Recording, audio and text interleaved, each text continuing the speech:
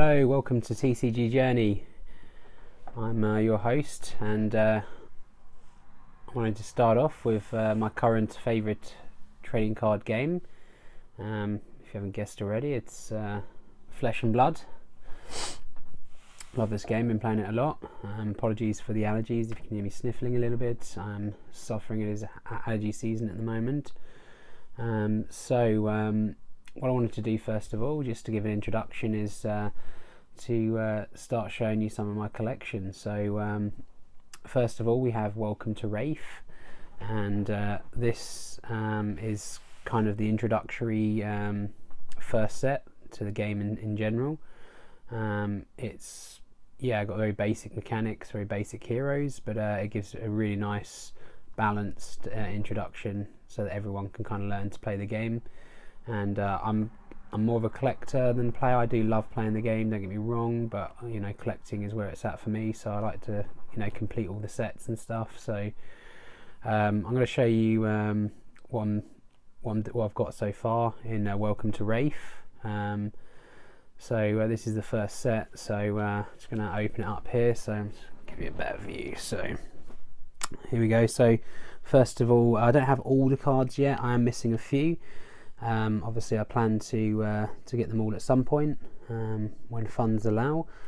At the moment, I've got quite a few. I'll show you all of them today. So here we have the Brute first off.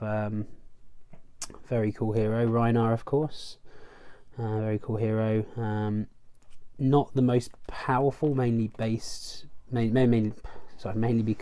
the RNG that is in the gameplay. It does make it fun to play, but doesn't always make it as consistent as some of the other decks,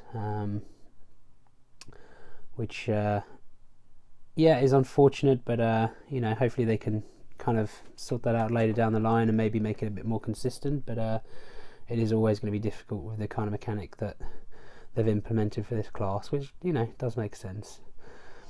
Here we have the Guardian, which I always like. Bravo, of course. Got some very powerful, strong on-hit effects with some big attacks. If you like, I mean, you can play a couple of ways with Bravo. You can do like a defensive game, like a fatigue game, or you can just run in and hit with big attacks. Totally up to you. Nice artwork for Bravo in this set, really nice. And then we come over to Katsu, which is the ninja hero. And again, very cool hero. Some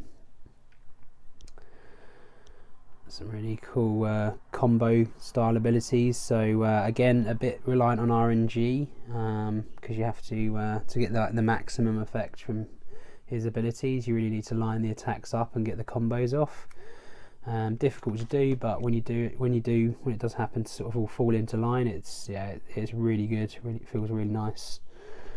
And then we have my favourite hero from the first set, Dorinthia, of course, the warrior. Absolutely loved playing Dorinthia. Lots of attack reactions, pumping up your sword, and then just swinging in, trying to catch the opponent off guard with some of the reactions. Really nice. Like this a lot.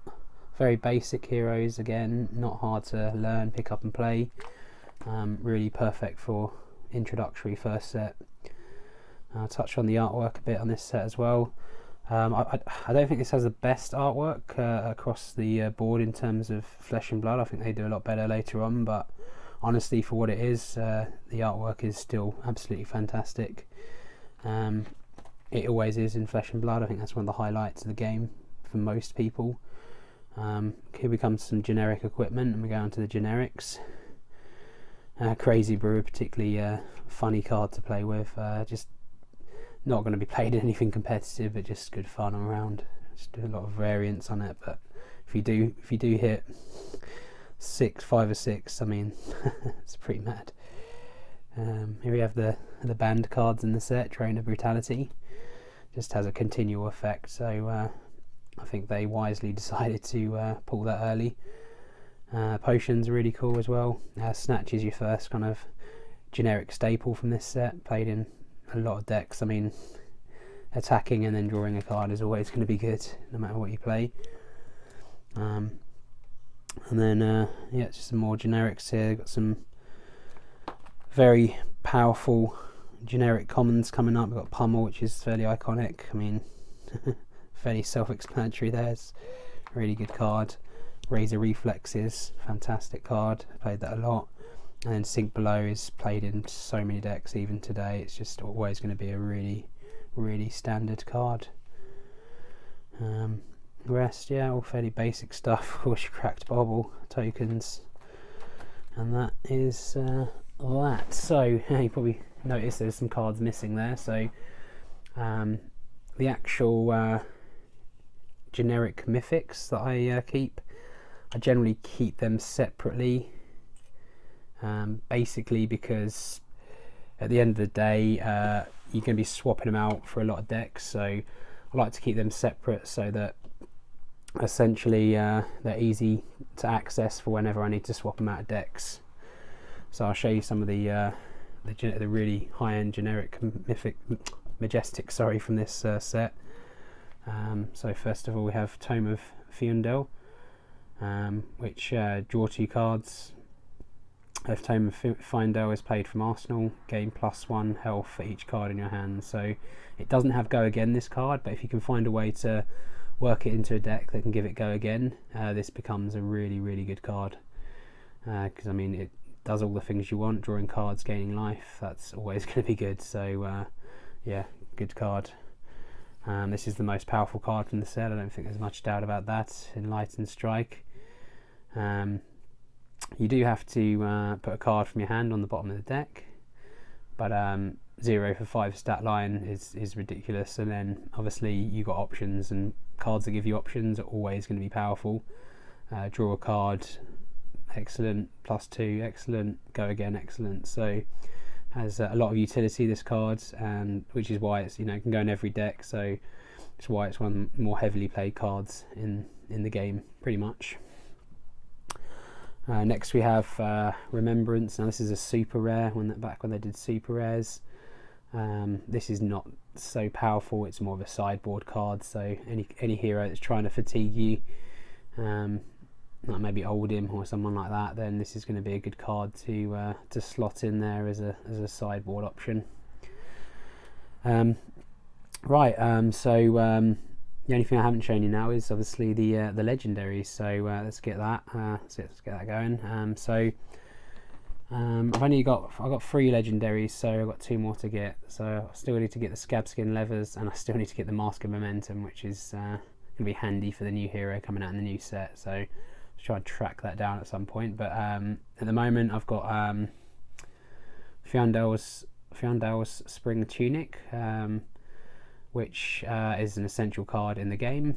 It pretty much is played in, you can play in any deck, honestly. If you don't have like the main chess piece for any particular class, this will slot in nicely to any class, honestly. There are some better options for some classes, of course, more class specific chess pieces, but if you don't have those, then this is always going to be a good card. I mean, an instant speed, gain 1 resource every 3 turns is always going to be good. So yeah, this is one of the sort of more iconic pieces in the opening set, so happy to have that.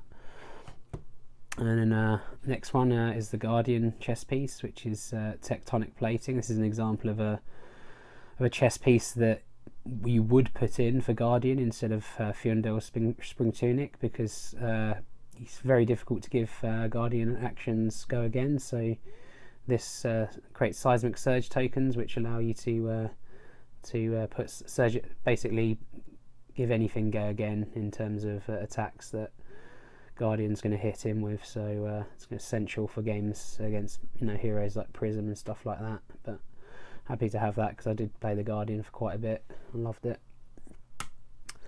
The next one we have here is Brave Forge Bracers. This is surprisingly quite good, mainly for the defense blocking 2 is always good on equipment, especially when you can do it. You can block a couple of times. It only, I mean, you pay 1 resource to give an attack +1. It doesn't sound like a lot, but it can be very handy just to push damage into sort of the 4 category, where if someone wants to block, they have to block with 2 cards if they're down on low life. So it can make a difference, especially towards the latter part of the game, and it's handy to have those blocks that you can do with this piece of equipment. So I'd run this in it's a basic auto run in any warrior deck, in my opinion. So that's Brave Forge Bracers, pardon me. And then finally, I got 1 promo from this set, because I played quite a lot with Dorinthia. I do have the Dawnblade cold foil promo that they did as well, which looks absolutely stunning, and very iconic for the set and for the class in general. So really nice to have that. Looks absolutely stunning. Right, so that concludes the opening set. Welcome to Rathe.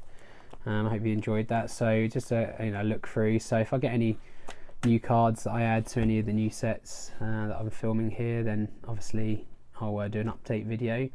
But I just wanted to give you a sort of a brief overrun of the collection so far. So that's the first set, and I'll continue on to do the following sets after this. So the only other thing I wanted to talk about, obviously this is my first video, so I just want to give you a rundown on what I plan to do on the channel in general.